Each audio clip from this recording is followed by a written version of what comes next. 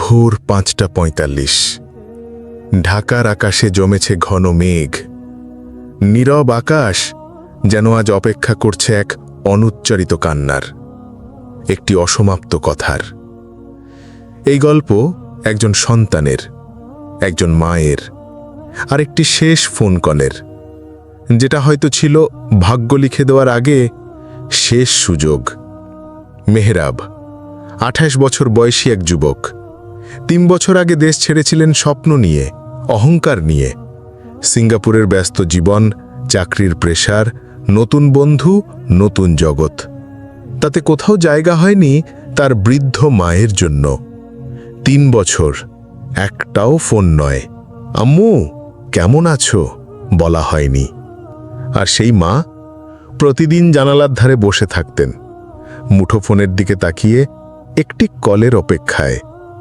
আজ BD ২০২ ফ্লাইটে মেহরাব দেশে ফিরছেন।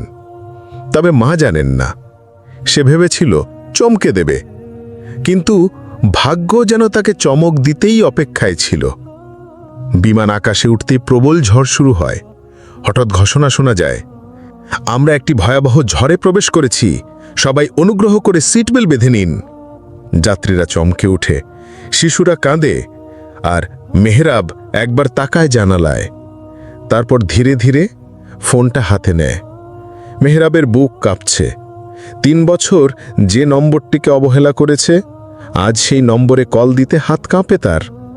ফোনটা বাজে ১, ২, ৩। তারপর ওপাশ থেকে এক কাঁপা কণ্ঠ, হ্যালো, কে? এই প্রশ্নে কেঁপে ওঠে মেহরাবের ভেতরটা। তবে আজ সে থামেনি, আজ সে নিজেকে ভাঙতে দিয়েছে। মেহরাব বলে, আম্মু, আমি মেহরাব। মায়ের নিঃশ্বাস যেন থেমে যায়। তারপর ভাঙা গলায় বলে, তুই ফোন করেছিস? তুই ঠিক আছিস তো বাবা? ৩ বছর অপেক্ষার পর সেই কণ্ঠ আবার তার ছেলের মুখ থেকে আসে। কিন্তু ঠিক তখনই চারপাশ অস্থির। বিমান দুলছে, নেমে যাচ্ছে নিচে। মেহরাব বলে, আম্মু, যদি কিছু হয় আমার কবরটা তোমার পাশে দিও। ওপাশে কান্নার শব্দ নয়, বুক ফাটা আর্তনাদ। না বাবা, তুই মরবি না। আমি জানি আল্লাহ তোকে ফিরিয়ে আনবে। আমি এখনো তোকে জড়িয়ে ধরিনি। এমন এক মুহূর্ত যেখানে শব্দ থেমে যায়, শুধু সম্পর্কগুলো মুখ খুলে চিৎকার করে ওঠে। বিমান নদীর উপর দিয়ে নিচে নামছে। একটা শেষ ঝাঁকুনিতে সব অন্ধকার হয়ে যায়। ৩ দিন পর একটি হাসপাতালের বিছানায় চোখ খুলে মেহরাব দেখে হলুদ আলো, একটা চেয়ার, আর তার পাশে দাঁড়িয়ে আছে একজন মানুষ, তার মা, যে ৩ রাত ঘুমননি, শুধু একটাই প্রার্থনা করেছেন, আল্লাহ, আমার ছেলেটাকে ফিরিয়ে দাও।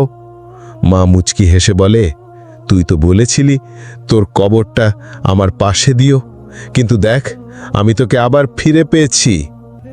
জীবনে কখনো কখনো একটা ফোন কল, শুধু কথা নয়, তা হয়ে ওঠে ক্ষমা, ভালোবাসা, এমনকি জীবন রক্ষার হাতিয়ার। আপনি কি আজও কারো কাছে ফিরে যেতে চান, কিন্তু ইগো আপনাকে আটকে রেখেছে? তাহলে এখনই একটা ফোন দিন, কারণ আপনি জানেন না, আপনার পরের ফোনটাই হতে পারে শেষ ফোন কল। বন্ধুরা, এই গল্প যদি আপনার চোখে জল আনে, তাহলে দয়া করে চ্যানেলটিকে সাবস্ক্রাইব করুন।